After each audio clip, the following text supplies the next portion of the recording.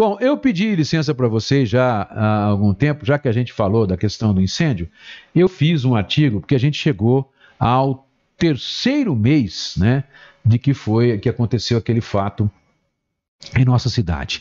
Então eu peço licença para vocês, porque eu vou ler É uma matéria opinativa que eu fiz e foi publicada no jornal Folha da Região do último sábado. Está no site do iFolha também, em www.ifolha.com.br.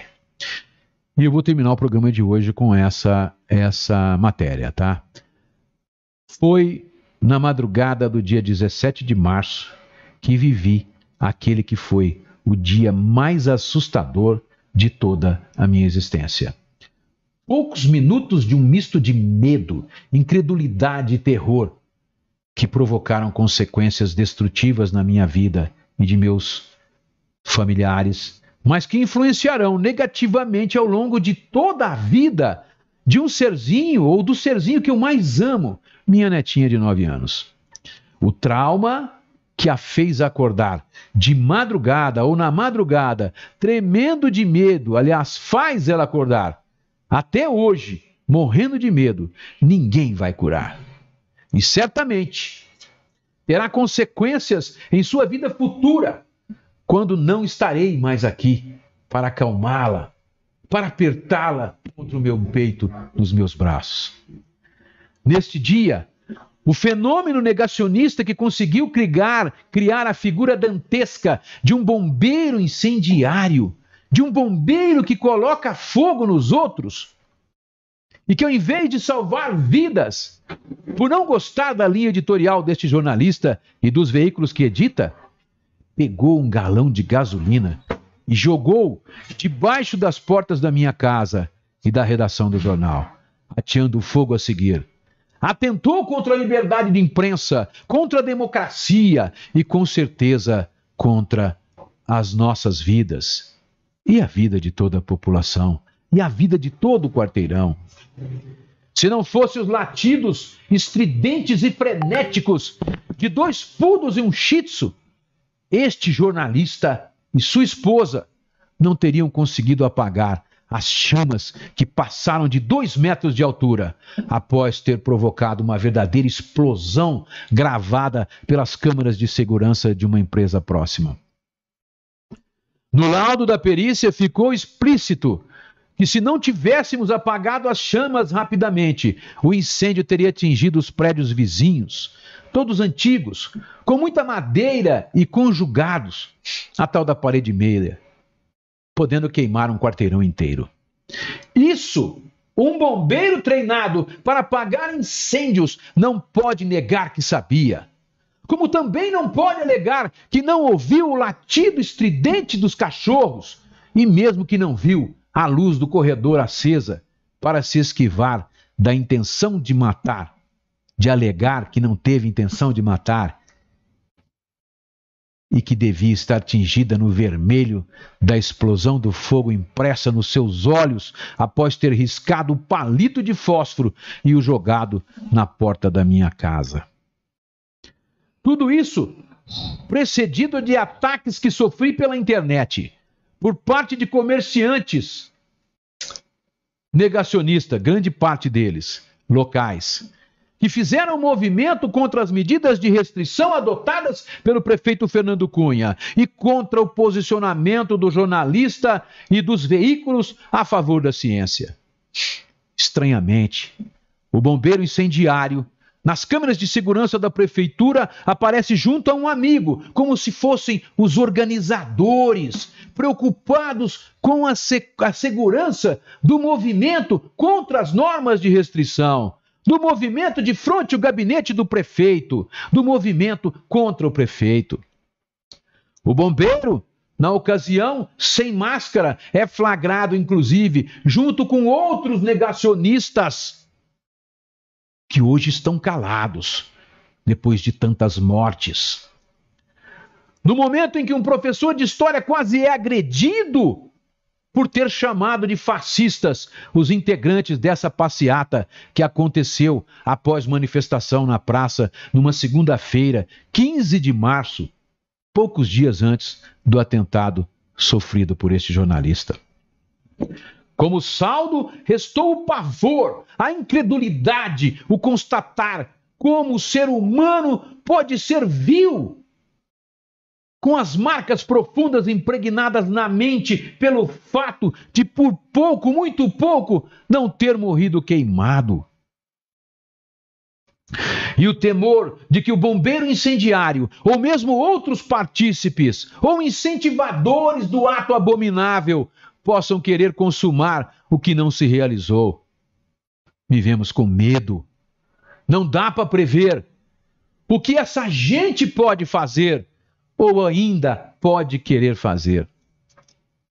O dito cujo, que chegou a postar em seu Face que estava livre e anda tranquilamente pelas ruas da cidade, até sendo visto frequentando a guarnição de seus ex-companheiros, vive livre, leve e solto, como se nada tivesse acontecido. Inclusive, tentando conseguir documentos que podem ser classificados de suspeitos e até ameaçando esse jornalista com BOs, narrando que estava fazendo um favor de cumprir medidas protetivas que a justiça levou mais de 30 dias para determinar. Além de tudo isso, o seu amigo, que parecia ser o autor intelectual da manifestação contra o prefeito na praça, que foi filmado junto com ele pelas câmeras de segurança antes do atentado, simplesmente, nos últimos 2 meses, ajuizou em nome próprio ou patrocinou como advogado em nome de outros membros de uma espécie de gabinete do ódio contra este jornalista.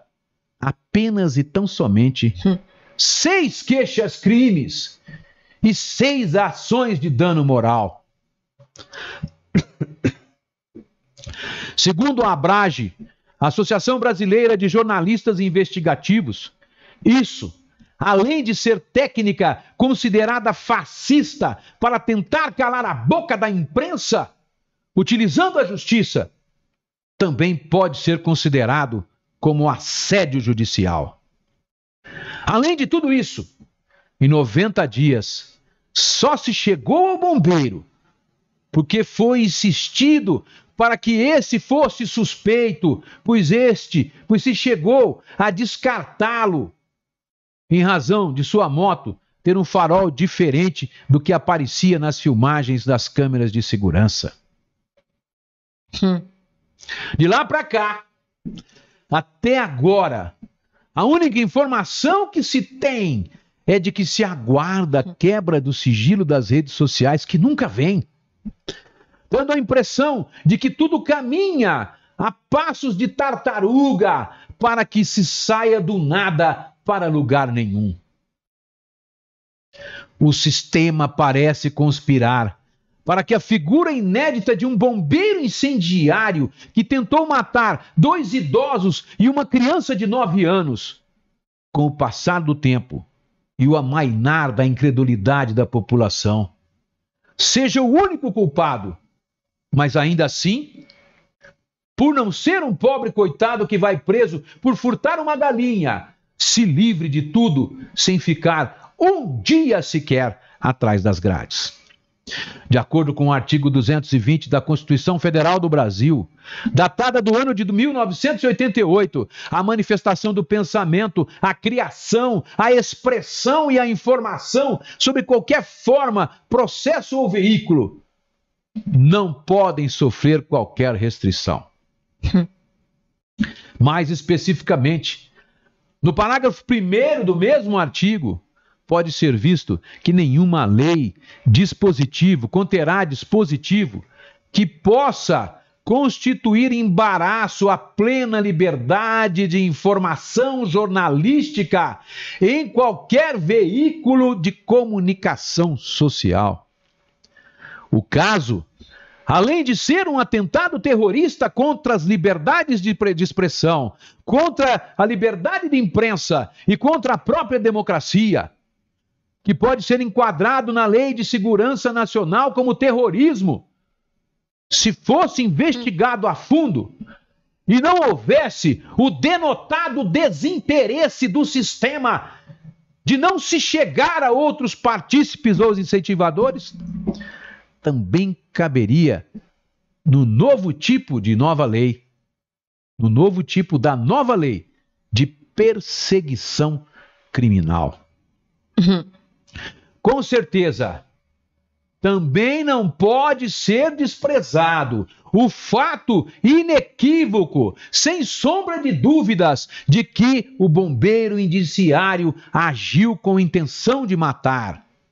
Pois além de ser treinado para lidar com incêndios e ter noção de que o estrago seria grande, de grandes proporções, não tem como se esquivar do fato de que os cachorros latiram quando ele jogou o combustível debaixo da porta e que tinha a luz acesa no corredor. Além, é claro, de não poder alegar desconhecimento de que o jornalista morava no andar superior do jornal, onde reside há mais de 30 anos. Mas tudo parece caminhar para que a investigação vá se prolongar, para que caia no esquecimento e não chegue a nenhum outro partícipe. Com isso, é grande a possibilidade que os crimes mais graves sejam descartados e o folclórico, o inusitado e digno de figurar no livro dos recordes da incoerência, o bombeiro que bota fogo, o bombeiro incendiário, seja enquadrado no crime de incêndio, que é sobre qual tipo está sendo feita a investigação. E que é um crime contra a incolumidade pública, é um crime contra a população. E, portanto, se for denunciado como isso, certamente deverá ser desclassificado para dano qualificado. E o dito cujo vai continuar a sua vida normalmente, passeando de bicicleta, curtindo a vida, rindo da nossa cara.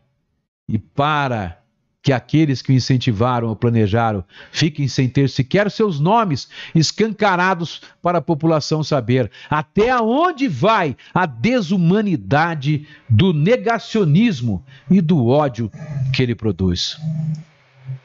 O jornalista e sua família que amarguem para o resto da vida as consequências deste ato vil. Gargalhadas do bombeiro.